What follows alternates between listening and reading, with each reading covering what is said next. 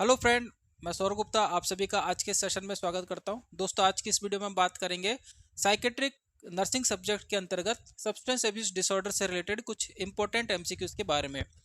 ये एमसीक्यूज जो कि सिलेक्टेड हैं, कुछ इंपॉर्टेंट एमसीक्यूज हैं। कुछ एमसीक्यूज प्रीवियस ईयर एग्जाम्स में पूछे गए हैं और कुछ एमसीक्यूज ऐसे हैं जो कि आप लोगों का नॉलेज बिल्डअप करने जा रहे हैं, आपका जो कंसेप्ट है उसको इम्प्रूव करेंगे।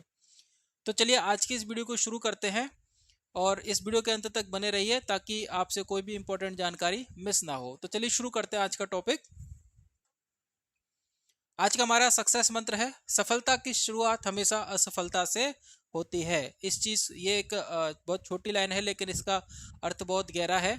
तो कोई जीवन में हम कोई भी काम की शुरुआत करते हैं उसमें कभी ना कभी हम असफल जरूर होते हैं। तो इसलिए असफलता जो है वो आप लोगों का फाइनल डेस्टिनेशन नहीं है, वो एक स्टेप है, आपके सक्सेस में आने वाला एक स्टेप है। इसको आप उसी तरीके से लीजिए और इससे निराश होकर के मत बैठिए। और आप जितना लगातार मेहनत करोगे उतना आपको एक ना एक दिन परिणाम जरूर मिलेगा। तो चलिए इस मंत्र के साथ आज का वीडियो हम स्टार्ट करते हैं। बात करते हैं क्वेश्चन नंबर 1 की। ध्यान रखिए, सब्सटेंस एब्यूज डिसऑर्डर की हम लोग बात कर रहे हैं, ठीक है। तो कुछ टर्म्स यहाँ पर आप लोगों के लिए इंपॉर्टेंट है, जैसे सब्सटेंस हो गया और अब्यूज हो गया। तो सब्सटेंस क्या होता है? वो कोई भी साइको एक्टिव मेडिसिन, कोई भी ड्रग, कोई भी केमिकल जिसका एब्यूज हो सकता है वो कहलाता है सब्सटेंस। कोई भी मेडिसिन, कोई भी ड्रग जिसका एब्यूज हो सकता है वो कहलाता है सब्सटेंस। और एब्यूज का मतलब क्या होता है? It is the harmful use of drug और केमिकल। किसी भी केमिकल का अथवा ड्रग का हार्मफुल तरीके से यूज करना। हार्मफुल यूज का मतलब उसको हम इस तरीके से यूज कर रहे हैं कि उसके हमारी बॉडी के ऊपर नेगेटिव इफेक्ट आ सकते हैं, तो वो कहलाता है हार्मफुल यूज। इतना ज्यादा हम एक्सेस अमाउंट में उसको यूज कर रहे हैं कि उसका जो है हमारी बॉडी के ऊपर नेगेटिव इफेक्ट आने लगता है, वो कहलाता है अब्यूज। तो ऐसे सब्सटेंस जिसका अब्यूज हो सकता है वो कहलाता है सब्सटेंस, ठीक है। तो ये एक बेसिक इंट्रोडक्शन है आपके सब्सटेंस एब्यूज डिसऑर्डर का। वन बाय वन हम लोग क्वेश्चन सॉल्व करेंगे। तो पहले क्वेश्चन की बात करते हैं। विच of the following substance is most commonly associated with physical dependence? निम्न में से ऐसा कौन सा सब्सटेंस है जो कि फिजिकल डिपेंडेंस से एसोसिएटेड है? देखिए, अब डिपेंडेंस की बात करते हैं। पहले हम डिपेंडेंस को समझ लेते हैं, डिपेंडेंस होता क्या है। डिपेंडेंस को एक प्रकार से अपन क्या कह सकते हैं? Addiction. When we can not leave the drug. जब हम ड्रग को आसानी से नहीं छोड़ सकते तो इसके लिए हम लीव के लिए एक मोर एक्यूरेट वर्ड यूज करेंगे यहाँ पर, गिव अप। जब हम किसी भी ड्रग को आसानी से छोड़ नहीं सकते तो वो कंडीशन हमारी कहलाती है डिपेंडेंस की। तो इसको अपन दूसरे शब्दों में एडिक्शन भी बोल सकते हैं, और हिंदी में बात करें तो लत लग जाना, किसी भी चीज़ की आदत लग जाना या लत लग जाना, ठीक है। तो एडिक्शन की हम लोग बात कर रहे हैं। तो डिपेंडेंस होता है एडिक्शन, या फिर when we can not leave the drug or give up the drug, वो कंडीशन कहलाती है डिपेंडेंस। तो डिपेंडेंस जो होती है वो दो प्रकार की होती है। अब इसको हम पता कैसे करेंगे कि हमारी बॉडी जो है वो डिपेंड है या नहीं? तो डिपेंडेंस जो होती है वो दो प्रकार की होती है। एक होती है साइकोलॉजिकल डिपेंडेंस और दूसरी होती है फिजिकल डिपेंडेंस। तो पहले बात कर लेते हैं हम फिजिकल डिपेंडेंस की। तो फिजिकल डिपेंडेंस क्या होती है? जैसे अगर हम लगातार कोई ड्रग कंज्यूम कर रहे हैं और सडनली हम उस ड्रग को लेना बंद कर देते हैं, तो ऐसी स्थिति में क्या आएगा? विड्रॉल सिम्टम आएगा। आएगा नहीं आएगा? ऐसी स्थिति में क्या होगा? हमारी बॉडी डेफिशिएंसी वाले सिम्टम शो करेगी, जिसको कि अपन क्या बोलते हैं? Withdrawal symptoms. होगा या नहीं होगा? तो ऐसी स्थिति में जब हम कोई लगातार किसी ड्रग को यूज करते जा रहे हैं और एक दिन अचानक से उस ड्रग को बंद कर देते हैं, तो बॉडी जो होती है उस ड्रग के लेवल को डेफिशिएंट कंडीशन में डिटेक्ट करती है और कुछ स्पेसिफिक सिम्टम्स रिप्रेजेंट करती है, जो कि इंडिकेट करता है कि आपके ब्लड में उस पर्टिकुलर साइको एक्टिव सब्सटेंस की कमी है। तो ऐसी स्थिति में जो सिम्टम्स बॉडी रिप्रेजेंट करती है उसको अपन कहते हैं विड्रॉल सिम्टम्स। तो विड्रॉल का मतलब हो गया कि जब आपने जो ड्रग है, जो साइकोएक्टिव सब्सटेंस है, उसको बॉडी से बाहर कर दिया, विड्रॉल कर दिया, एक प्रकार से वही मतलब हो गया इसका। तो उस वक्त जो सिम्टम्स आते हैं वो कहलाते हैं विड्रॉल सिम्टम्स। तो अगर किसी ड्रग को बंद करने के बाद, किसी ड्रग की अमाउंट को रिड्यूस करने के बाद अगर आपकी बॉडी विड्रॉल सिम्टम शो कर रही है, इसका मतलब बॉडी आपकी जो है वो कैसी है? फिजिकली डिपेंडेंट है। क्लियर है। दूसरा हम बात करते हैं साइकोलॉजिकल डिपेंडेंस। तो साइकोलॉजिकल डिपेंडेंस में क्या होता है कि हमारा मन उस ड्रग को छोड़ने के लिए तैयार नहीं होता, हम साइकोलॉजिकली उस ड्रग के साथ क्या होते हैं, बंध जाते हैं। तो साइकोलॉजिकल डिपेंडेंस के क्या स्पेसिफिक सिम्टम्स होते हैं? पहला होता है स्ट्रॉन्ग डिजायर, और दूसरा क्या है, अनएबल टू कंट्रोल। मतलब हमारे अंदर उस ड्रग को लेने की क्या होती है, तीव्र इच्छा होती है, और हम उस इच्छा को आसानी से कंट्रोल नहीं कर सकते। पहला पार्ट ये हो गया। दूसरा पार्ट क्या हो गया, take the drug on high priority and ignoring other important task. देखिए समझ में आ गया आपको? जब हमारे अंदर स्ट्रॉन्ग डिजायर हो, बहुत ज़्यादा उसको लेने की इच्छा हो, और ऐसी स्ट्रॉन्ग डिजायर कि हम उसको कंट्रोल नहीं कर पाए, पहला पार्ट इसका ये हो गया। दूसरा ये हो गया कि आप अपने जितने भी इंपॉर्टेंट काम है उन सबको इग्नोर करके, उन सबको तरफ ध्यान नहीं दे करके आप पहली प्रायोरिटी पर किसको रखते हो, उस ड्रग को कंज्यूम करने को। तो अगर ये वाली स्थिति है, ये दो फीचर्स आप लोगों के अंदर मौजूद हैं, that means it indicates the psychological dependence. तो फिजिकल डिपेंडेंस कैसे डिटेक्ट करेंगे हम? अगर विड्रॉल सिम्टम्स आ रहे हैं तो वो इंडिकेट करता है फिजिकल डिपेंडेंस। और अगर साइकोलॉजिकल डिपेंडेंस मतलब आप साइकोलॉजिकली उस ड्रग के साथ बंधे हैं और आप उस ड्रग को छोड़ नहीं पा रहे हैं, तो वो कंडीशन कहलाती है साइकोलॉजिकल डिपेंडेंस। तो ये डिपेंडेंस का कंसेप्ट हमारे समझ में आ गया। अब हम बात करते हैं हमारे क्वेश्चन की तरफ। विच of the following sentence most commonly associated with physical dependence. तो इसका मतलब क्या है कि कुछ ड्रग ऐसी होती हैं जो कि फिजिकल डिपेंडेंस क्रिएट करती हैं, कुछ ऐसी होती हैं जो फिजिकल और साइकोलॉजिकल डिपेंडेंस क्रिएट करती हैं, और कुछ ड्रग ऐसी होती है जो कि केवल और केवल साइकोलॉजिकल डिपेंडेंस कॉज करती है, उनका फिजिकल डिपेंडेंस ना के बराबर होता है, या तो नहीं होता या फिर ना के बराबर नेग्लिजिबल होता है। तो ऐसी कुछ ड्रग्स हैं जो जिनके की फिजिकल डिपेंडेंस नहीं होती, और वो इंपॉर्टेंट क्वेश्चन बनता है आपके। उसमें पहला नाम आता है आपका एलएसडी का, दूसरा नाम आता है कोकेन का, और तीसरा नाम आता है कैनाबिस का। तो ये तीन ड्रग ऐसी हैं जिनकी फिजिकल डिपेंडेंस नहीं पाई जाती। ये एक इंपॉर्टेंट क्वेश्चन बनता है आप लोगों के लिए, और इस क्वेश्चन को हमें, इन ड्रग को हमको ध्यान रखना है। तो बचा क्या आपके पास? Last option alcohol. ठीक है, तो ये ड्रग जो होती हैं इनकी फिजिकल डिपेंडेंस नहीं होती, केवल क्या होती है, साइकोलॉजिकल डिपेंडेंस। तो आपके पास लास्ट ऑप्शन क्या बचता है? एल्कोहल, जो कि होगा आपका राइट आंसर। तो एल्कोहल में physical as well as psychological, chronic condition में व्यक्ति साइकोलॉजिकल डिपेंडेंस भी इस ड्रग के लिए डेवलप कर लेता है। अगर हम क्रॉनिक कंडीशन की बात करें तो वहां पर व्यक्ति जो होता है वो साइकोलॉजिकली डिपेंडेंस भी इस मेडिसिन के लिए, इस ड्रग के लिए डेवलप कर लेता है। ठीक है, तो फिजिकल डिपेंडेंस तो होता ही, साथ के साथ साइकोलॉजिकल डिपेंडेंस भी होता है। तो फर्स्ट क्वेश्चन आप लोगों के लिए क्लियर हो गया। इसका आंसर क्या हो गया आप लोगों के लिए? एल्कोहल। नेक्स्ट क्वेश्चन की हम लोग बात करते हैं। नेक्स्ट क्वेश्चन क्या कहता है? Which neurotransmitter is most commonly associated with the reward pathway. देखिए क्वेश्चन में ध्यान से देखिए क्या लिखा हुआ है आपको, which neurotransmitter is commonly associated with the reward pathway. तो यहाँ पर आपको ये डायरेक्ट क्वेश्चन आपको याद रखना चाहिए कि रिवार्ड पाथवे के लिए जो न्यूरोट्रांसमीटर रेस्पॉन्सिबल होता है वो कौन होता है? डोपामिन होता है। कौन सा होता है? डोपामिन। सीरोटोनिन जो होता है वो एक क्या प्रोड्यूस करता है?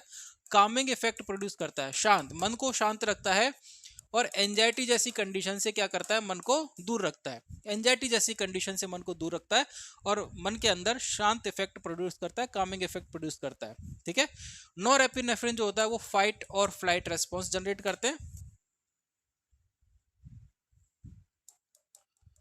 फाइट और फ्लाइट रेस्पॉन्स,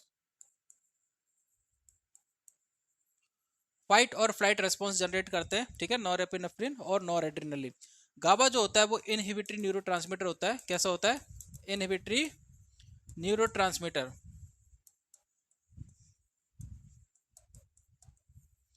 गाबा जो होता है वो इनहिबिटरी न्यूरोट्रांसमीटर होता है, और गाबा जो होता है इस पे कौन सी मेडिसिन काम करती है? Anti anxiety drug. Anti anxiety drug क्या काम करती है? गाबा के लेवल को इंक्रीज करती हैं। तो एंटी एंजाइटी में मोस्टली कौन सी ड्रग आती है आपकी? बेंजोडाइजेपिन्स। कौन सी आती है? बेंजोडाइजेपिन्स आती है, जो कि गाबा के इफेक्ट को बढ़ाती हैं, गाबा जो होता है उसके लेवल को बढ़ाती है। और गाबा जो होता है वो इनहिबिटरी न्यूरोट्रांसमीटर होता है, जो अदर न्यूरोट्रांसमीटर के लेवल को कंट्रोल करने का काम करता है, उनकी एक्टिविटी को कंट्रोल करने का काम करता है। ठीक है, तो ये 3 अदर न्यूरोट्रांसमीटर्स जो है उनका रोल क्या है वो हमने देख लिया। आपको डायरेक्ट क्वेश्चन याद करना है यहाँ पर, रिवार्ड पाथवे के लिए जो न्यूरोट्रांसमीटर रिस्पॉन्सिबल होता है वो होता है कौन सा, डोपामिन। क्लियर है। नेक्स्ट क्वेश्चन की तरफ हम बात करते हैं, what is the primary psychoactive component in marijuana. Marijuana को अपन क्या बोलते हैं, भांग भी बोलते हैं, और इसका एक दूसरा नाम है क्या, कैनाबिस। क्या है, कैनाबिस। तो मैरिजुआना कह लीजिए या भांग कह लीजिए या कैनाबिस कह लीजिए, तीनों का मतलब क्या है, एक है। हिंदी में इसको बोला जाता है भांग। अब इसमें कहा गया है कि मैरिजुआना में कौन सा साइकोएक्टिव सब्सटेंस होता है। जैसे अगर हम बियर की बात करें या रम की बात करें तो उसमें कहा जाएगा कि साइकोएक्टिव सब्सटेंस कौन सा होता है, एल्कोहल। क्या होता है उसमें, एल्कोहल। ठीक है, अगर हम टबैको की बात करें, तंबाकू में कौन सा होता है, तो वो होता है निकोटीन। टोबैको में कौन सा होता है, टोबैको में होता है निकोटीन, जो कि मेन साइकोएक्टिव सब्सटेंस होता है। यहाँ पर बात कर रहे हैं कि मैरिजुआना में कौन सा साइकोएक्टिव सब्सटेंस होता है जो कि व्यक्ति के अंदर कामिंग इफेक्ट प्रोड्यूस करता है। ठीक है, तो यहाँ पर आपको 4 ऑप्शन दिए गए हैं, चारों ऑप्शन जो है वो आपके मैरिजुआना से रिलेटेड है। इनका फुल फॉर्म हम लोग देख लेते हैं। पहला है कैनाबिडायोल, दूसरा है टेट्रा हाइड्रो कैनाबिनोल, तीसरा है कैनाबिनोल, चौथा है कैनाबिजीरोल। ये 4 कंपोनेंट हैं जो कि आपके मैरिजुआना से एसोसिएटेड हैं। ठीक है, तो कैनाबिडायोल हो गया आपका, टेट्राहाइड्रो कैनाबिनोल हो गया, कैनाबिनोल हो गया, और कैनाबिजीरोल हो गया। ठीक है, तो कैनाबी जो डायोल है आपका वो प्रीकर्सर होता है, वो प्रीकर्सर होता है किसका, टेट्राहाइड्रो कैनाबिनोल का। ठीक है, और टेट्राहाइड्रो कैनाबिनोल का जो मेटाबॉलिज्म होता है उससे बनता है कैनाबिनोल, और इसी तरीके से एक प्रोडक्ट होता है इसमें कैनाबिजेरोल। तो ये 4 प्रकार के कंपोनेंट यहाँ पर प्रेजेंट होते हैं, लेकिन ध्यान रखने वाली बात क्या है कि इनमें से ये जो कंपोनेंट है, इनमें से कुछ कंपोनेंट थेरेप्यूटिक पर्पज से काम में आते हैं, लेकिन जो आपके अंदर साइको एक्टिव इफेक्ट प्रोड्यूस करता है वो होता है टेट्रा हाइड्रो कैनाबिनोल। इसका पूरा नाम होता है डेल्टा 9 टेट्रा हाइड्रो कैनाबिनोल, ये इसका साइकोएक्टिव सब्सटेंस होता है। ठीक है, तो बाकी के 3 ऑप्शन आपको दे दिए, समझने के हिसाब से ठीक है, लेकिन आपको जो याद रखने वाला टॉपिक वो है क्या है आपका, टेट्रा हाइड्रो कैनाबिनोल, इसमें साइकोएक्टिव सब्सटेंस होता है। तो डायरेक्ट क्वेश्चन है और आपको एज इट इज याद रखना है। Next question is which of the following is a common symptoms of opioid withdrawal. Opioid withdrawal का कॉमन सिम्टम क्या होता है। ओपियोइड किसकी बात कर रहे हैं हम, विड्रॉल की बात कर रहे हैं। ओपियोइड विड्रॉल का मतलब क्या होता है कि अगर हम we are not using the medicine, अगर हम मेडिसिन को यूज नहीं कर रहे हैं, कौन सी मेडिसिन या ड्रग, कौन सी, ओपियोइड्स, अगर हम इसको यूज नहीं कर रहे हैं तो उस स्थिति में जो सिम्टम्स आएंगे वो कहलाएगा विड्रॉल सिम्टम्स। ठीक है, तो बात करेंगे कि हम कौन सा कॉमन सिम्टम्स है, तो यूफोरिया जो होता है वो इसका मतलब टॉक्सिकेशन वाले सिम्टम्स होता है, इंटॉक्सिकेशन की वजह से होता है। इंटॉक्सिकेशन किस कंडीशन को कहते हैं, जब हम किसी ड्रग को लेना स्टार्ट करते हैं तो वो कंडीशन कहलाती है इंटॉक्सिकेशन। तो उस इंटॉक्सिकेशन की वजह से वो ड्रग अपना इफेक्ट शो करती है। ठीक है, तो जब हम किसी ड्रग को कंज्यूम करते हैं तो वो ड्रग अपना इफेक्ट, अपने सिम्टम शो करने लग जाती है, वो कंडीशन कहलाती है इंटॉक्सिकेशन। तो इंटॉक्सिकेशन का मतलब क्या हो गया कि जब ड्रग आपके शरीर के अंदर है तो वो स्थिति कहलाती है इंटॉक्सिकेशन। तो यूफोरिया जो होता है एक प्लीजरेबल इफेक्ट होता है, प्लीजरेबल इफेक्ट होता है, जो कि किस कंडीशन में आता है, इंटॉक्सिकेशन की कंडीशन में आता है। दूसरा होता है हाइपर एक्टिविटी। तो जो आपका ओपियोइड यूज है, ठीक है, ओपियोइड जो विड्रॉल होते हैं उसमें आपके एजिटेशन हो सकता है, एंजाइटी हो सकती है, रेस्टलेसनेस हो सकती है, ये सिम्टम्स आ सकते हैं, लेकिन हाइपर एक्टिविटी जो है वो ऑब्जर्व नहीं होती है। तो ये आपका ऑप्शन नहीं जाएगा, यूफोरिया वाला ऑप्शन नहीं जाएगा। वेट गेन की अगर हम बात करें तो ओपियोइड विड्रॉल में क्या होता है, नोजिया होती है, वॉमिटिंग होती है, एनोरेक्सिया हो जाता है। एनोरेक्सिया मतलब लेक ऑफ एपेटाइट। तो अगर ये वाली कंडीशन है तो व्यक्ति खाना कम खाएगा, और खाना कम खाएगा तो उसका वजन घटेगा। तो यहाँ पर वेट गेन नहीं होगा, यहाँ पर क्या होगा, वेट लॉस होगा। ठीक है, यहाँ पर वेट गेन की कंडीशन नहीं होगी, यहाँ पर क्या होगी, वेट लॉस की कंडीशन होगी। इसलिए ये ऑप्शन भी यहाँ पर गलत हो जाता है। तो लास्ट में बचता है क्या, आपके डायरिया, जो कि आपका आंसर है। तो अगर ओपियोइड यूज की अगर हम बात करें तो ओपियोइड यूज में क्या होता है, व्यक्ति को कॉन्स्टिपेशन होता है। अगर व्यक्ति टबैको यूज कर रहा है, सॉरी ओपियोइड यूज कर रहा है, तो ओपियोइड यूज की वजह से क्या होता है, व्यक्ति को कॉन्स्टिपेशन वाला सिम्टम्स आता है। ठीक है, और अगर वो उसको ड्रग को विड्रॉल कर देगा तो कॉन्स्टिपेशन के अपोजिट सिम्टम आएगा, वो होगा आपका डायरिया। क्लियर है। तो कॉन्स्टिपेशन जो है वो आपका ओपियम का इंटॉक्सिकेशन वाला सिम्टम है। तो इंटॉक्सिकेशन में कॉन्स्टिपेशन होगा।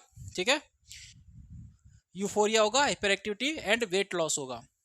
ठीक है, तो ये वाले सिम्टम्स आएंगे यहाँ पर। आपका ऑप्शन रहेगा यहाँ पर डी।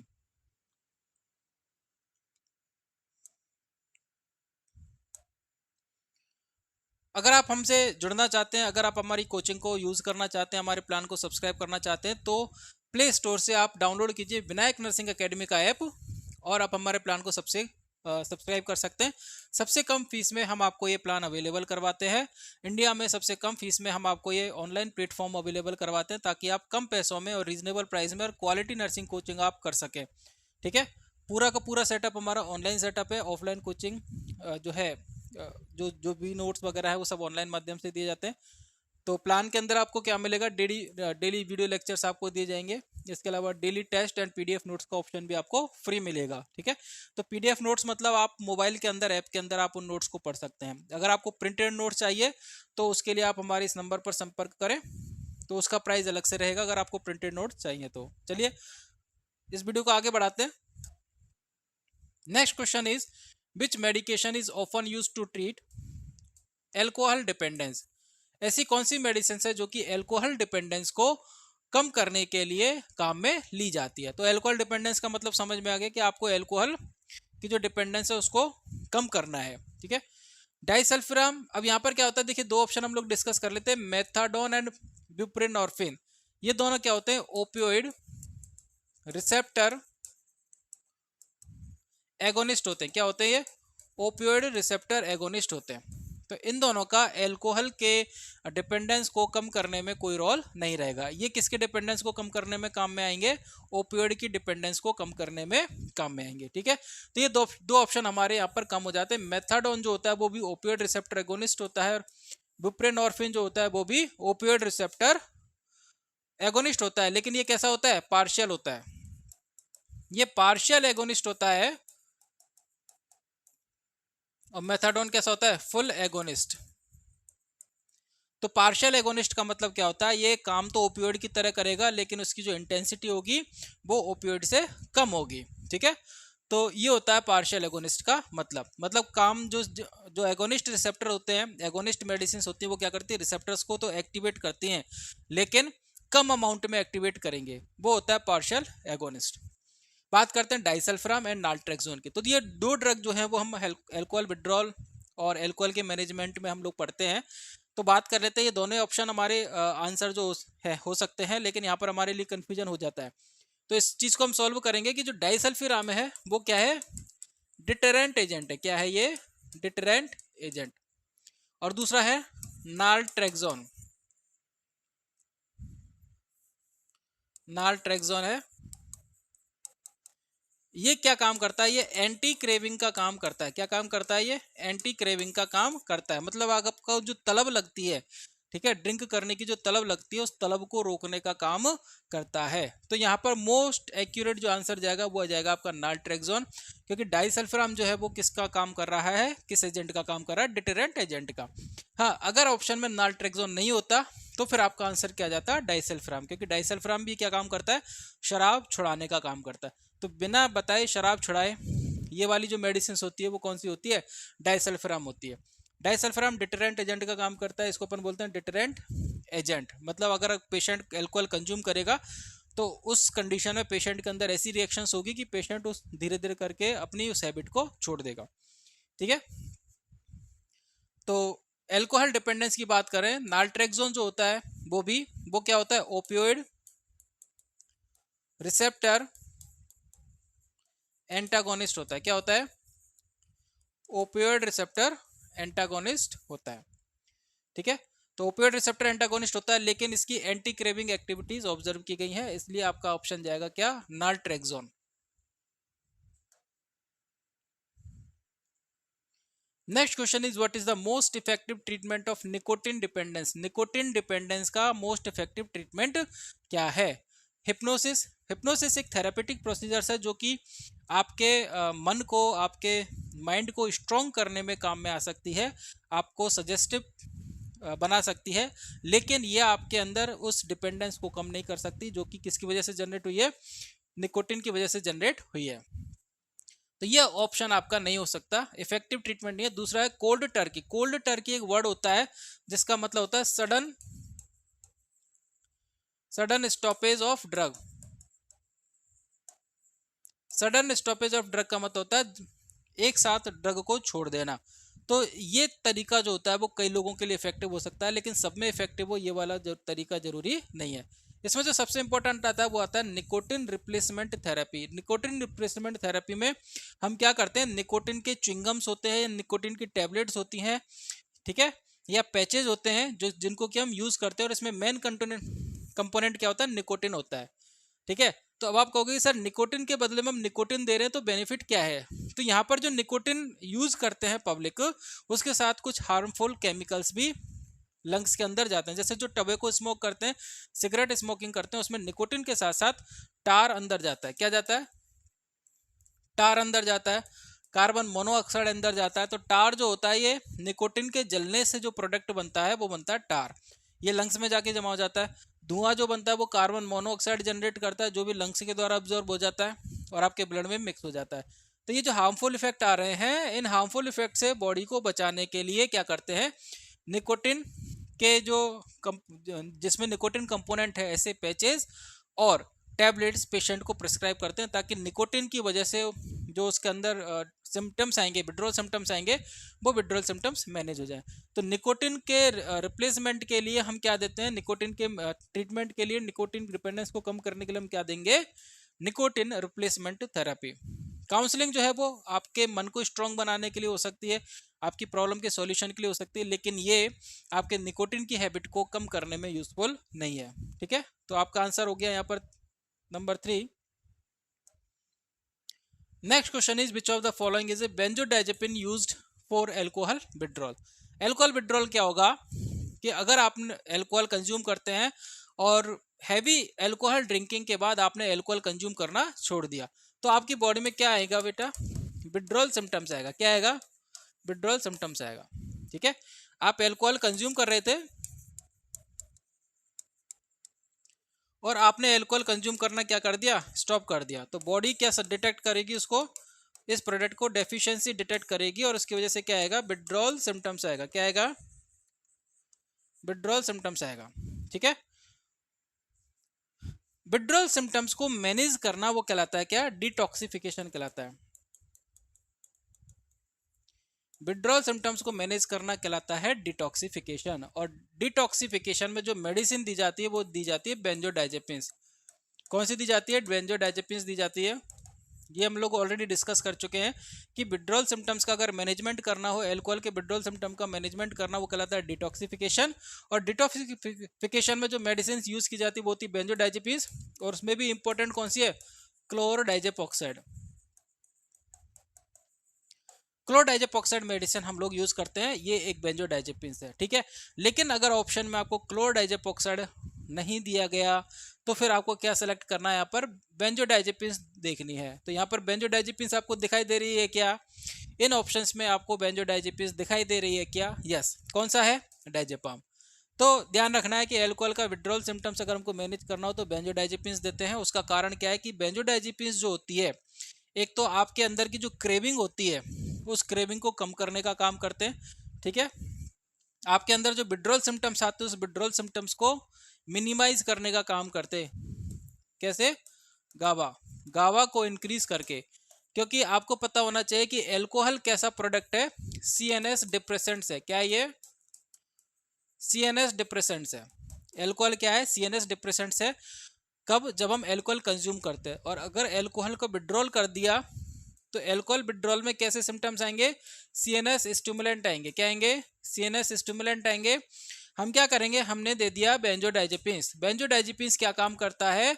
गाबा के लेवल को इंक्रीज करने का काम करता है। इंपॉर्टेंट कंसेप्ट बता रहा हूं, ध्यान से सुनना। गाबा क्या काम करेगा?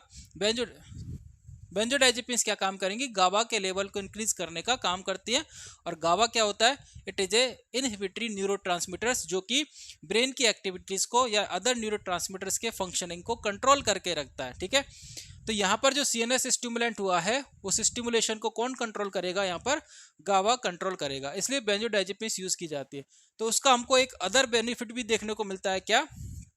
कि ऐसे व्यक्ति जो अल्कोहल विड्रॉल में है उनके अंदर सीजर इंड्यूस हो सकता है। क्या इंड्यूस हो सकता है? सीजर इंड्यूस हो सकता है। तो बेंजोडाइजेपिन्स कैसी ड्रग होती है? एंटी कन्वल्जेंट ड्रग होती हैं। बेंजोडाइजेपिन्स जो है वो एंटी कन्वल्जेंट ड्रग होती हैं, इसलिए सीजर्स के इमरजेंस को भी कंट्रोल करेंगी। तो यहाँ पर हमको एक बेनिफिट देखने को मिल रहा है कि पेशेंट के अंदर सीजर डेवलप नहीं होगा। ठीक है, सीजर से भी प्रोटेक्ट करेंगी। ऑक्सीकोडोन जो है वो ओपियोइड कैटेगरी की ड्रग है। ठीक है, ओपियोइड रिसेप्टर एगोनिस्ट है। फ्लूऑक्सेटिन जो है वो आपके आती है एसएसआरआई। कौन सी कैटेगरी की drug? SSRI, selective serotonin reuptake inhibitors, जो कि आपके किस में काम आती है? डिप्रेशन में काम आती है। एंटी डिप्रेसेंट्स में भी यूज करते हैं। और किस में काम आएगी? आपके एंजाइटी में भी काम आएगी। ठीक है, दोनों कंडीशन में हम इसको यूज करेंगे। तो डिप्रेशन एंड एंजाइटी क्लियर है। बात करते हैं लिथियम की। तो लिथियम क्या होता है? मूड स्टेबलाइजर्स होता है, जो कि जिनको कि हम मैनिक कंडीशन वाले जो पेशेंट होते हैं उनके अंदर लिथियम यूज किया जाता है। ठीक है, आपसे पूछा गया है एल्कोहल विड्रॉल का, ध्यान रखना है क्वेश्चन। जब एल्कोहल विड्रॉल पूछा जाए तो हमको क्या आंसर ढूंढना है? बेंजोडाइजेपिन्स। जो मोस्टली यूज करते हैं, कॉमनली यूज करते हैं, वो आपका क्लोरडाइजेपोक्साइड। लेकिन अगर क्लोरडाइजेपोक्साइड ऑप्शन में नहीं मिले तो फिर क्या आपको करना है? आपको क्या सर्च करना है? बेंजोडाइजेपिन्स ड्रग कौन सी है। अब यहाँ पर डाइजेपिन्स लिखा है तो अपने डाइजेपिन टिक कर दिया। अगर यहाँ पर लोराजेपाम होता तो लोराजेपाम टिक कर देते। आ रहा है समझ में? अगर यहाँ पे क्लोनाजेपाम होता तो क्लोनाजेपाम टिक करते। क्यों? क्योंकि ये सारी क्या है? बेंजोडाइजेपिन्स है। ठीक है, एक कंसेप्ट और बता देता हूँ कि अगर बेंजोडाइजेपिन्स का ओवरडोज हो जाता है, बेंजोडाइजेपिन्स का ओवरडोज हो जाता है या बेंजोडाइजेपिन्स की टॉक्सिसिटी हो जाती है, तो उस कंडीशन में हम कौन सी मेडिसिन देते हैं? फ्लूमाजेनिल। कौन सी देते हैं? फ्लूमाजेनिल देते हैं। ठीक है, और एल्कोहल की अगर टॉक्सिसिटी हो जाती है, एल्कोहल की अगर टॉक्सिसिटी हो जाती है मतलब एल्कोहल का ओवरडोज हो गया, तो यहां पर कौन सी मेडिसिन देंगे? फॉर्मपेजिल। फॉर्मपेजिल मेडिसिन देते हैं। ठीक है, तो ये ध्यान रखना है, ये फ्लूमाजेनिल है, ये फॉर्मपेजिल है। एल्कोहल टॉक्सिसिटी में आप बेंजोडाइजेपिन्स नहीं देंगे। एल्कोहल टॉक्सिसिटी का मतलब जब एल्कोहल ओवरडोज हो गया तो ओवरडोज में आप क्या दोगे? फॉर्मपिजोल दोगे। लेकिन एल्कोहल की कमी हो गई और विड्रॉल सिम्टम्स आ रहा है, तो विड्रॉल सिम्टम्स को मैनेज करने के लिए क्या दोगे? आप बेंजोडाइजेपिन्स दोगे। लेकिन बेंजोडाइजेपिन्स का ओवरडोज हो गया तो फिर आप क्या दोगे? फ्लूमाजेनिल दोगे। ये इंपॉर्टेंट क्वेश्चन है और ये हर बार एग्जाम में पूछा जाता है। इंपॉर्टेंट क्वेश्चन बनता है साइकेट्री के पॉइंट ऑफ व्यू से। ठीक है, तो ये 3 क्वेश्चन आपको याद रखने हैं। ये इंपॉर्टेंट कंसेप्ट मैंने आपको इस क्वेश्चन के साथ बता दिया क्योंकि इंपॉर्टेंट है और एग्जाम में पूछा जाता है।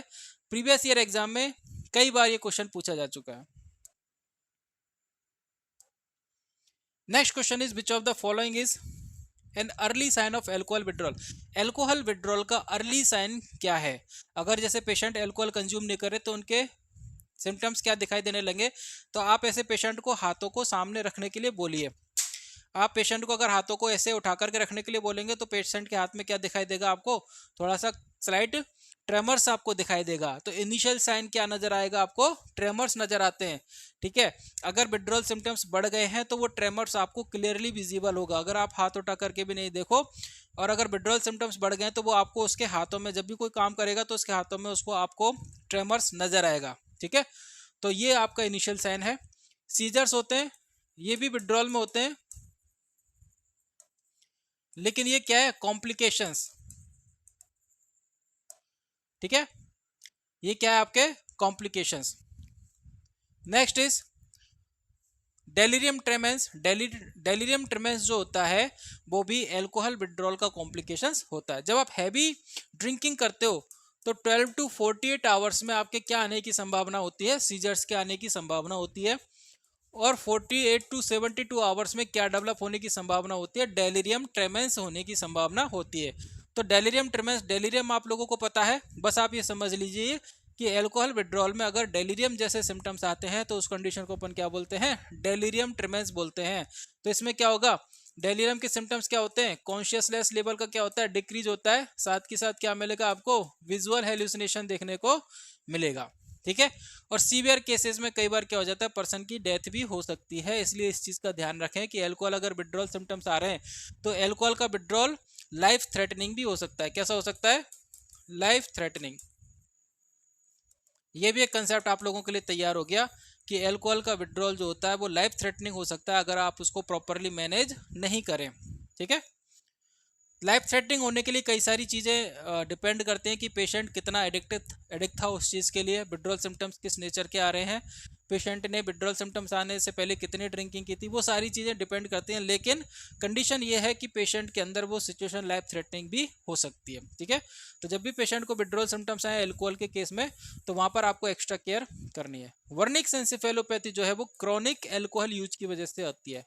किस वजह से, क्रॉनिक एल्कोहल यूज की वजह से होती है। क्रॉनिक एल्कोहल यूज की वजह से क्या होता है, बॉडी में विटामिन B1 की कमी हो जाती है। विटामिन B1 को अपन क्या बोलते हैं, थायमिन बोलते हैं। विटामिन B1 की कमी हो जाती है और विटामिन B1 को अपन क्या बोलते हैं, थायमिन बोलते हैं। तो थायमिन की कमी से क्या होता है, फिर ये सिम्टम्स आते हैं। तो वर्निक एन्सेफेलोपैथी एंड कोर्साकॉफ साइकोसिस, ये दो टर्म्स हैं जो कि साथ साथ चलती हैं। तो वर्निक एन्सेफेलोपैथी में क्या आते हैं, ऑक्यूलर साइन आते हैं। ऑक्यूलर साइन मतलब किससे रिलेटेड चेंजेज आएंगे, आई से रिलेटेड चेंजेज आएंगे। ठीक है। और कोर्साकॉफ साइकोसिस में क्या देखने को मिलेगा आपको, मेमोरी इंपेयरमेंट देखने को मिलता है। क्या मिलता है, मेमोरी इंपेयरमेंट। तो अगर आपसे पूछा जाए कि एल्कोहलिक यूज करने के बाद ठीक है, जो व्यक्ति अल्कोहल यूज करते हैं वो उनके अंदर कौन सा कॉग्निटिव डिक्लाइन देखने को मिलेगा, तो कौन सा कॉग्निटिव डिक्लाइन देखने को मिलेगा, मेमोरी इंपेयरमेंट उनके अंदर देखने को मिलेगा। ठीक है। तो ये हो गया वर्निक एन्सेफेलोपैथी, जो कि किसकी वजह से हो रहा है, क्रॉनिक एल्कोहल यूज की वजह से हो रहा है। और हमसे क्वेश्चन क्या पूछा है, एल्कोहल विड्रॉल का। ठीक है। तो विड्रॉल का इनिशियल साइन क्या होता है, ट्रेमर्स होता है। अब एक क्वेश्चन और आता है, हैंगओवर। हैंगओवर का मतलब क्या होता है, हैंगओवर जो क्वेश्चन पूछा जाता है कि मोस्ट कॉमन विड्रॉल सिम्टम्स क्या होता है, ये तो होता है अर्ली विड्रॉल सिम्टम्स, लेकिन मोस्ट कॉमन मतलब जो सबसे ज्यादा होता है लोगों को वो होता है हैंगओवर। ठीक है।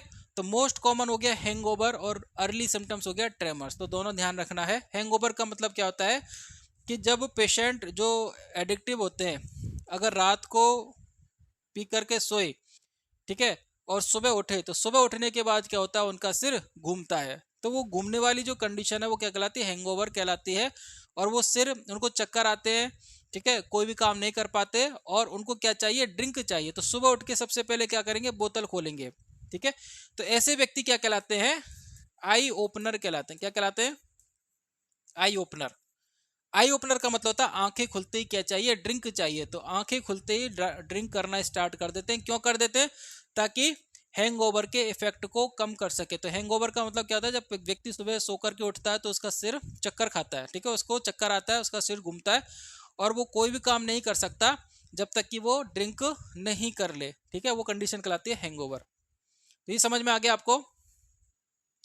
तो क्वेश्चन पूछा गया था which of the following is an early sign, तो आपका अर्ली साइन हो गया क्या, ट्रेमर्स हो गया।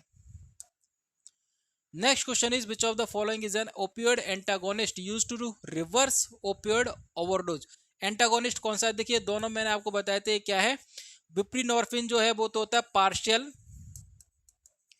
Opioid agonist. बुप्रीनोर्फिन क्या होता है, पार्शियल ओपियोइड एगोनिस्ट होता है। मेथाडोन जो होता है वो क्या होता है, वो ये भी ओपियोइड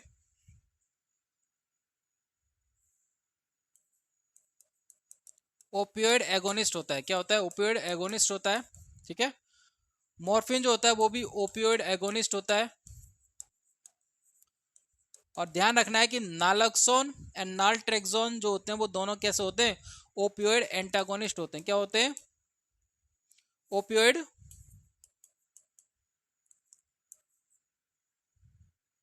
एंटागोनिस्ट, ठीक है। तो नैलोक्सोन एंड नाल्ट्रेक्सोन ये दोनों क्या होते हैं, ओपियोइड एंटागोनिस्ट होते हैं। ये आपको याद रखना है, सिंपल सा क्वेश्चन है, इसमें कोई प्रॉपर एक्सप्लेनेशन बनता नहीं है। ये तीनों ड्रग जो है बुप्रेनॉर्फिन, मेथाडोन एंड मॉर्फिन, ये आपके हैं ओपियोइड एगोनिस्ट। बुप्रेनॉर्फिन जो होता है वो पार्शियल एगोनिस्ट होता है, मतलब रिसेप्टर्स को तो एक्टिवेट करेगा लेकिन फुल एक्टिवेट नहीं करेगा, पार्शियल एक्टिवेट करेगा, ठीक है। और जो आपके अदर ड्रग्स जो है आपके मॉर्फिन एंड मेथाडोन, ये दोनों क्या है आपके फुल एगोनिस्ट है। तो ये एगोनिस्ट है, एक्टिवेट करेंगे, लेकिन जब हमको क्या चाहिए, एंटागोनिस्ट चाहिए। तो एंटागोनिस्ट में क्या आएगा आपके, नैलोक्सोन आएगा एंड नाल्ट्रेक्सोन आएगा। तो ये आपको एज इट इज याद रखना है। Next question is which is the mechanism of action, what is the mechanism of action of disulfiram in the treatment of the alcohol dependence. Alcohol dependence में disulfiram जो हम यूज करते हैं उसका mechanism of action क्या है। तो देखिए आपको पता होगा कि डाइसल्फिराम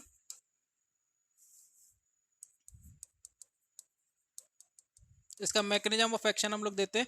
डाइसल्फिराम अगर पेशेंट कंज्यूम करता है तो डाइसल्फिराम कहाँ आ गई, पेशेंट के ब्लड में आ गई। कहाँ आ गई, ब्लड में आ गई। अब जब तक डाइसल्फिराम ब्लड में है और अगर पेशेंट एल्कोहल को कंज्यूम करता है, क्या कर रहा है, एल्कोहल को कंज्यूम, तो एल्कोहल भी कहाँ जाएगा, ब्लड में जाएगा, ठीक है। एल्कोहल भी कहाँ जा रहा है, ब्लड में जा रहा है। डाइसल्फिराम भी कहाँ गई, ब्लड में आ गई। तो ये दोनों मिलकर के क्या बनाएंगी, डाइसल्फिराम एथेनॉल रिएक्शन। क्या बनाएंगी, डाइसल्फिराम एथेनॉल रिएक्शन, ठीक है। तो एथेनॉल का मतलब क्या हो गया, यहाँ पर एथेनॉल जो होता है वो एक केमिकल नेम होता है। एथेनॉल जो है वो केमिकल नेम है और वो किसको इंडिकेट करता है, एल्कोहल को। एथेनॉल जो होता है वो केमिकल नेम है जो कि किसको इंडिकेट करता है, एल्कोहल को। तो डाइसल्फिराम और एल्कोहल की जगह क्या लिख रहे हैं, एथेनॉल। तो डाइसल्फिराम एथेनॉल रिएक्शन करेगा। अब ये रिएक्शन में होता क्या है एक्चुअली कि एक एंजाइम होता है जो एल्कोहल होता है, इसमें होता क्या है एक्चुअली, एल्कोहल इसका जब मेटाबॉलिज्म होता है तो बनता है एल्डिहाइड। क्या बनता है, एल्डिहाइड। कब बनता है, मेटाबॉलिज्म पर। किसका मेटाबॉलिज्म हो रहा है, एल्कोहल का मेटाबॉलिज्म होगा तो क्या बनेगा, एल्डिहाइड बनेगा, ठीक है। अब ये जो डाइसल्फिराम होता है ये क्या काम करता है, ब्लड के अंदर एक एंजाइम होता है एल्डिहाइड, एल्डिहाइड डिहाइड्रोजनेज। कौन सा होता है, डिहाइड्रोजनेज। ये एक एंजाइम होता है एल्डिहाइड डिहाइड्रोजनेज।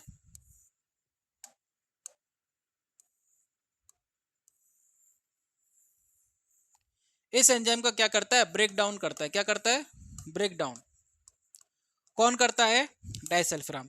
तो डाइसल्फिराम अगर इस एंजाइम का ब्रेक डाउन कर देगा तो ये एंजाइम एल्डिहाइड का ब्रेक डाउन नहीं कर पाएगा, नो ब्रेक डाउन। समझ में आ रहा है कंसेप्ट। एल्कोहल के मेटाबॉलिज्म से क्या बनता है, एल्डिहाइड बनता है और इस एल्डिहाइड को ब्रेक डाउन करने का काम कौन करता है, एल्डिहाइड डिहाइड्रोजनेज एंजाइम। ये एंजाइम इसको ब्रेक डाउन करेगा, ठीक है, और बॉडी से इसको क्लियर कर देगा।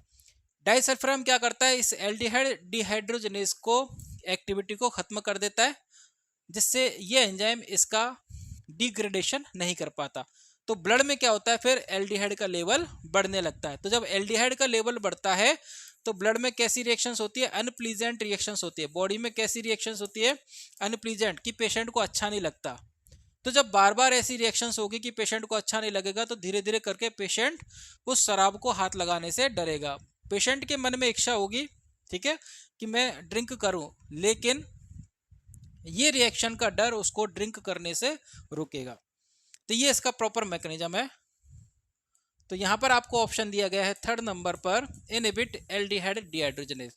इनहिबिट डोपामिन, ये आपका ऑप्शन नहीं है। ब्लॉक ओपियोइड रिसेप्टर, ये एंटागोनिस्ट करते हैं। ओपियोइड एंटागोनिस्ट का काम होता है ओपियोइड रिसेप्टर्स को ब्लॉक करना। एनहांस गाबा एक्टिविटी, ये किसका काम होता है, बेंजोडाइजेपिन्स का काम होता है। किसका होता है, बेंजोडाइजेपिन्स का काम होता है। डोपामिन को ब्लॉक करना किसका काम होता है, एंटी साइकोटिक ड्रग का काम होता है। किसका होता है, एंटी साइकोटिक ड्रग का। क्लियर है। तो यहां पर जो आपको ऑप्शन समझ में आता है वो क्या होगा आपका, इनहिबिट एल्डिहाइड डिहाइड्रोजनेज।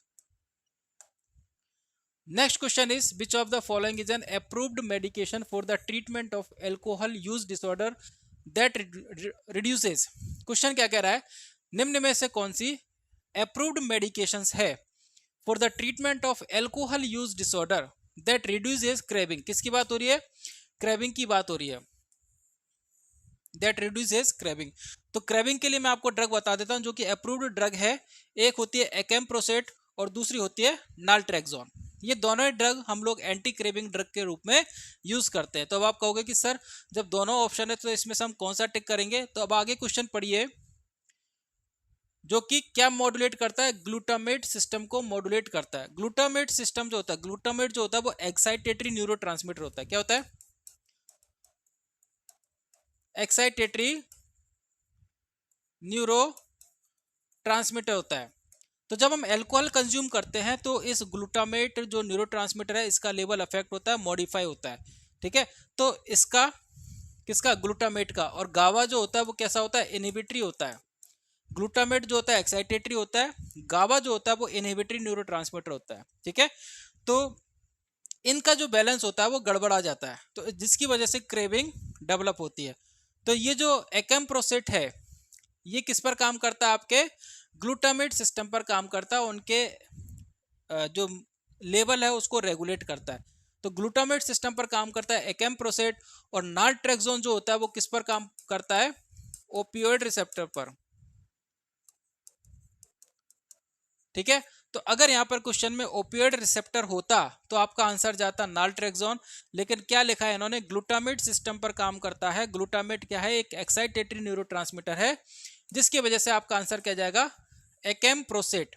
ठीक है, डाइसल्फाम डिटरेंट एजेंट है, ये एंटी क्रेविंग में काम नहीं आएगा। और मेथाडोन जो होता है वो ओपियोइड रिसेप्टर एगोनिस्ट होता है। क्या होता है, एगोनिस्ट। तो मेथाडोन एगोनिस्ट होता है, नाल्ट्रेक्सोन एंटागोनिस्ट होता है, दोनों अपोजिट काम करते हैं। क्लियर है, तो इसको अपन को डायरेक्टली याद करना है कि एंटी क्रेविंग फॉर एल्कोहल कौन सी अप्रूव्ड मेडिसिन है, आपके एकम्प्रोसेट मेडिसिन है। Next is which substance is most likely to cause Wernicke's Korsakoff syndrome. तो वर्निक्स कोर्साकॉफ अभी मैंने आपको बताया था किस कंडीशन में होता है, क्रॉनिक एल्कोहल यूज की वजह से होता है। क्यों होता है, क्योंकि बॉडी में किसकी कमी हो जाती है, विटामिन B1 की कमी हो जाती है, जिसको कि अपन क्या कहते हैं, थायमिन कहते हैं। तो वर्निक्स में ऑक्यूलर साइन आते हैं, ऑप्थेल्मो से रिलेटेड साइन आते हैं, और कोर्साकॉफ में क्या होता है, आपके मेमोरी से रिलेटेड साइन आते हैं। ठीक है, तो वर्निक्स कोर्साकॉफ सिंड्रोम जो होता है वो एल्कोहल के यूज की वजह से होता है। Next is what is the primary purpose of CAGE questionnaire. CAGE questionnaire क्या होता है, देखिए इसमें 4 क्वेश्चन होते हैं, CAGE। 4 क्वेश्चन जो होते हैं ये 4 पॉइंट, 4 अल्फाबेट, 4 क्वेश्चन इंडिकेट करते हैं। C का मतलब होता है कट डाउन, A का मतलब होता है एनॉय, G का मतलब होता है गिल्ट, और E का मतलब होता है आई ओपनर। ये 4 क्वेश्चन होते हैं। ठीक है, अब ये पॉइंट है, इनको हम क्वेश्चन पढ़ेंगे। पहला क्वेश्चन कहता है, have you ever thought to cut down your habit of drinking. क्या आपने कभी अपनी पीने की आदत को छोड़ने के बारे में सोचा या कम करने के बारे में सोचा है। कट डाउन का मतलब कम करना। क्या आपने कभी अपनी पीने की आदत को कम करने के बारे में सोचा है, पहला क्वेश्चन हो गया। दूसरा हो गया एनॉय, एनॉय का मतलब होता है गुस्सा करना या नाराज होना। Have people annoyed you by criticising your habit of drinking. क्या लोगों ने कभी आपको नाराज किया है आपके पीने की आदत की वजह से, उसकी आलोचना करने की वजह से। क्योंकि लोग होते हैं कि क्यों पीते हो इसको छोड़ दो। तो इस तरीके की क्रिटिसिज्म की वजह से, आलोचना करने की वजह से क्या आप कभी गुस्सा हुए हो, वो हो गया आपका सेकंड क्वेश्चन। थर्ड हो गया गिल्ट, क्या आपको कभी गिल्ट महसूस होता है अपने इस आदत के बारे में, वो हो गया गिल्ट। चौथा, you are a eye opener. तो आई ओपनर का कंसेप्ट हमने लास्ट क्वेश्चन में पढ़ा था कि ऐसे पेशेंट जिनको उठते ही, सुबह उठते ही क्या चाहिए, ड्रिंक चाहिए, ऐसे पेशेंट क्या कहलाते हैं, आई ओपनर कहलाते हैं। ठीक है, ठीक है। तो 4 क्वेश्चन यहाँ पर होते हैं। अगर आपका आंसर है यस तो 1 स्कोर दिया जाएगा, और अगर आपका आंसर है नो तो 0 स्कोर दिया जाएगा। तो ऐसे पेशेंट जिनका 2 या 2 से ज़्यादा स्कोर होता है वो लोग क्रॉनिक एल्कोहल माने जाते हैं, क्रॉनिक एडिक्टिव माने जाते हैं। ठीक है, तो ये एल्कोहल के स्क्रीनिंग टेस्ट के लिए किया जाता है। ठीक है, सॉरी, एल्कोहल की सीवियरिटी को पता करने के लिए एल्कोहल का स्क्रीनिंग टेस्ट किसके किया जाएगा? एल्कोहल का स्क्रीनिंग के लिए कौन सा टेस्ट होता है? MAST, Michigan alcohol screening test, Michigan alcohol screening test किया जाता है, ठीक है, स्क्रीनिंग के लिए। लेकिन एल्कोहल की सीवियरिटी पता करनी कि पेशेंट कितना एडिक्टिव है, तो उसके लिए हम कौन सा टेस्ट यूज करेंगे? केज क्वेश्चनायर यूज करते हैं। तो 4 क्वेश्चन होते हैं, इनमें स्कोर अगर पेशेंट को 2 या 2 से ज्यादा मिलता है, इसका मतलब पेशेंट क्या है? सीवियरली एडिक्टेड है। किसका? एल्कोहल का। तो यहां पर है to assess the cognitive impairment. Cognitive impairment को असेस करने के लिए हमारे पास क्या है? MMSE, mini mental status examination. To screen for alcohol use disorder, ये आपका आंसर हो गया। तीसरा है टू डायग्नोज डिप्रेशन, इसके लिए हमारे पास कई प्रकार के टेस्ट हैं, उनमें से एक का मैं नाम लिख रहा हूं, डिप्रेशन एंजाइटी स्ट्रेस स्केल, जिसको कि अपन डास स्केल बोलते हैं। दूसरा होता है इसमें बैक डिप्रेशन इन्वेंट्री भी होता है एक टेस्ट। तो ये 2 टेस्ट के मैंने यहाँ पर नाम लिखे हैं। पहला है डास स्केल, जिसमें 3 चीजें चेक करते हैं। डास स्केल एक ऐसा स्केल है जिसमें 3 चीजें चेक की जाती हैं, depression, anxiety and stress scale, ठीक है। इसमें 2 प्रकार के वर्जन होते हैं, एक बिग वर्जन होता है, एक मिनी वर्जन होता है। तो बिग वर्जन में 42 क्वेश्चंस होते हैं, जो बड़ा इसका वर्जन होता है उसमें 42 क्वेश्चन होते हैं, ठीक है, जिसमें तीनों कंडीशन के लिए डिप्रेशन के 14 क्वेश्चन रहेंगे, एंजाइटी के 14 क्वेश्चन और स्ट्रेस से रिलेटेड 14 क्वेश्चन। इस प्रकार से 42 क्वेश्चन होते हैं। और जो मिनी स्केल होता है उसमें 21 क्वेश्चन होते हैं। कितने होते हैं? 21। तो हर एस्पेक्ट से रिलेटेड 7-7 क्वेश्चन। ये एक डास स्केल है, तो इसमें 3 एस्पेक्ट हम लोग चेक करते हैं। इसके अलावा बैक डिप्रेशन जो इन्वेंट्री है उसमें डिप्रेशन को चेक किया जाता है। एंजाइटी के लिए आप कौन सा स्केल यूज कर सकते हो? डास स्केल यूज कर सकते हो, ठीक है। तो ये अलग अलग प्रकार के टेस्ट हैं जिसके द्वारा हम अलग अलग साइकोलॉजिकल प्रॉब्लम्स को चेक कर सकते हैं। लेकिन अगर हम एल्कोहल की बात करें तो कौन सा टेस्ट यूज किया जाएगा? केज क्वेश्चनर के नाम से इस टेस्ट को अपन जानते हैं। इंपॉर्टेंट क्वेश्चन और एग्जाम में पूछा जा सकता है। क्लियर है? Next question is which of the following drugs is non for causing club drug. देखिए, क्लब ड्रग वो ड्रग्स होती हैं जिनको कि क्लब में यूज किया जाता है, या तो टैबलेट फॉर्म में या कैप्सूल फॉर्म में या एज ए इनहेलर्स, ठीक है। तो ऐसी मेडिसिन जिसको क्लब में यूज किया जाता है, इनको अपन क्लब ड्रग के नाम से जानते हैं। तो क्लब ड्रग के नाम से आप डायरेक्टली याद कर लीजिए कौन सी मेडिसिन है आपकी? MDMA। इसका पूरा नाम है मेथिलीन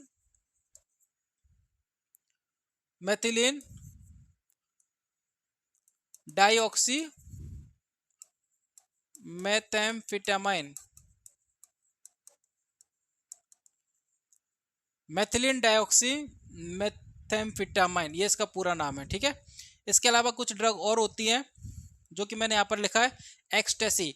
MDMA को दूसरा एक्सटेसी नाम से भी इसको अपन जानते हैं। इसके अलावा हर्बल एक्सटेसी होती है, रोइपनॉल होती है, GHB होती है, ठीक है, गावा हाइड्रोक्सी ब्यूटारेट, इसके अलावा कीटामाइन होती है। ये कुछ ड्रग ऐसी हैं जिनको कि क्लब ड्रग के नाम से जाना जाता है। तो उसको आप एज इट इज याद कर लीजिए। क्वेश्चन जो था वो मेरी नज़रों में आया तो मुझे लगा कि इम्पोर्टेंट क्वेश्चन बनता है, पूछा जा सकता है कभी, तो आप लोगों को एक ब्रीफ आपको इसका आइडिया होना चाहिए कि क्लब ड्रग के नाम से कौन कौन सी मेडिसिन आती हैं। तो 5 प्रकार की ड्रग्स आती हैं। एक्सटेसी, जिसको कि MDMA के नाम से जानते हैं। इसके अलावा herbal ecstasy, Rohypnol, GHB and ketamine. Next is what is the main psychoactive substance of tobacco. Tobacco का मेन साइकोएक्टिव सब्सटेंस क्या होता है? निकोटिन होता है, ठीक है। टार जो होता है इसके निकोटिन के जलने से बनता है, जो प्रोडक्ट बनता है वो टार होता है। ये चिपचिपा होता है और जो कि लंग्स के टिश्यूज में जाकर के चिपक जाता है। कार्बन मोनोऑक्साइड, ये स्मोक से, ये भी स्मोक से बनता है, ठीक है, लेकिन ब्लड के द्वारा ऑब्जर्व किया जाता है तो ब्लड की ऑक्सीजन कैरिंग कैपेसिटी को कम कर देता है। एक प्रोडक्ट और बनता है फॉर्मेल्डिहाइड। तो फॉर्मेल्डिहाइड जो होता है वो भी ब्लड के अंदर एल्डिहाइड का लेवल बढ़ाता है, जो कि नुकसानदायक होता है, हार्मफुल होता है, ठीक है। हालांकि फॉर्मेल्डिहाइड को हम लोग एज ए प्रिजर्वेटिव्स काम में लेते हैं, लेकिन अगर ये ब्लड में जाता है तो हमारे लिए हार्मफुल हो सकता है। मेन इसमें कंपोनेंट क्या है? Nicotine. Next question is which medication is use to manage alcohol withdrawal seizures. तो एल्कोहल विड्रॉल सीजर्स के लिए मैंने बताया कि एल्कोहल विड्रॉल्स के लिए हम कौन सी मेडिसिन यूज करते हैं? बेंजोडाइजेपिन्स। और बेंजोडाइजेपिन्स जो होती है वो एंटी कन्वर्जेंट नेचर्स की होती है। अब यहाँ पर आपको देखना है कि बेंजोडाइजेपिन्स कौन सी है। तो ये आपकी बेंजोडाइजेपिन्स, ठीक है। अब इस चीज को पता करने के लिए तो आपको क्लासिफिकेशन पढ़ना ही पड़ेगा, वो याद करना पड़ेगा कि कौन सी ड्रग्स जो होती हैं वो बेंजोडाइजेपिन्स में आती हैं। हेलोपेरिडोल एंटीसाइकोटिक ड्रग है। फ्लूऑक्सेटिन एसएसआरआई कैटेगरी की ड्रग है जो कि एंटी डिप्रेसेंट्स में आती है। बुप्रेनॉर्फिन जो होता है वो partial opioid antagonist, sorry partial opioid agonist होता है। Next is which substance is associated with flashback. देखिए फ्लैशबैक का मतलब होता है दिन में, मतलब जो घटना आपके साथ घटी है उसको बार बार याद करना। तो यहां पर क्या होता है कि एक मेडिसिन ऐसी होती है, एक ड्रग ऐसी होती है जिसको कि अगर आप यूज करते हो तो कुछ लंबे समय बाद, एक दिन बाद, 2 दिन बाद आपको सेम एक्सपीरियंस होता है। ठीक है। अगर आप ड्रग यूज करोगे तो आप किस में जाओगे, यूफोरिया में जाओगे। इसके अलावा आपको क्या होगा, हेल्यूसिनेशन होगा। कब, जब ड्रग आपके अंदर है। लेकिन ड्रग अब उसका इफेक्ट खत्म हो गया, अब उसका इफेक्ट क्या हो गया, खत्म हो गया। लंबे समय बाद ड्रग का इफेक्ट खत्म हो गया तो ये सिम्टम्स भी क्या हो गए आपके, खत्म हो गए। लेकिन अचानक से फिर से लंबे यूज बाद, मतलब अब आपकी बॉडी में ड्रग नहीं है लेकिन फिर भी आप क्या कर रहे हो, सिमिलर एक्सपीरियंस कर रहे हो। तो ये जो घटना है इसको अपन बोलते हैं फ्लैशबैक, मतलब पुरानी यादों में वापस जाना। तो जो ड्रग लेने के बाद जो इफेक्ट आया था वही इफेक्ट बिना ड्रग के आपको फील होता है, सेम एक्सपीरियंस फील होता है लंबे समय बाद। उसको अपन क्या कह रहे हैं, फ्लैशबैक्स कह रहे हैं। तो यहाँ पर ध्यान रखिए कि हेल्यूसिनेशन कौन सी है, ऐसी ड्रग्स जो कि हेल्यूसिनेशन प्रोड्यूस करती है वो ड्रग कहलाती है हेल्यूसिनोजन कहलाती है। क्या कहलाती है, हेल्यूसिनोजन कहलाती है।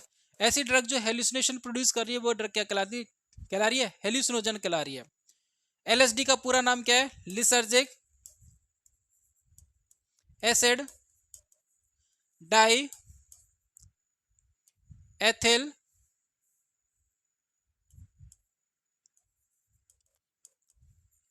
एथिलएमाइड, लिसर्जिक एसिड डाइएथिल एमाइड। तो ये ड्रग जो होती है वो आपके हेल्यूसिनेशन होती है और ये फ्लैशबैक कॉज करती है। इंपॉर्टेंट क्वेश्चन बनता है, प्रीवियस ईयर एग्जाम में पूछा जा चुका है कि कौन सी ड्रग फ्लैशबैक कॉज करती है। तो इसको आप डायरेक्टली याद कीजिए, कौन सी मेडिसिन है आपके, LSD. Next is which neurotransmitter is most directly affected by cocaine. Cocaine के द्वारा कौन सा न्यूरोट्रांसमीटर इफेक्ट होता है, तो कोकेन के द्वारा कौन सा होता है, डोपामिन। ये ध्यान रखना है आपको। और डोपामिन जो होता है वो एक रिवार्डिंग न्यूरोट्रांसमीटर होता है। क्या होता है, रिवार्डिंग न्यूरोट्रांसमीटर। जब भी हमें कुछ अच्छा लगता है तो डोपामिन का लेवल बढ़ने लगता है। तो कोकेन क्या करता है, ये भी डोपामिन के लेवल को बढ़ाता है। और डोपामिन का लेवल का बढ़ना ये एक रिवार्डिंग एक्सपीरियंस होता है, एक प्लीजरेबल इफेक्ट होता है। ठीक है। तो जितनी भी हमारे मन में इच्छाएं कामनाएं होती हैं वो सब डोपामिन से रेगुलेट होती हैं, ये ध्यान रखें।